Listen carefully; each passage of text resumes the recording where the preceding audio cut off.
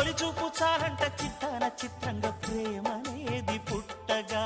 10 మంది అంటుంటే విన్నాను ఇన్నాళ్ళు నమ్మలేదు బొత్తిగా ఆ కళ్ళలో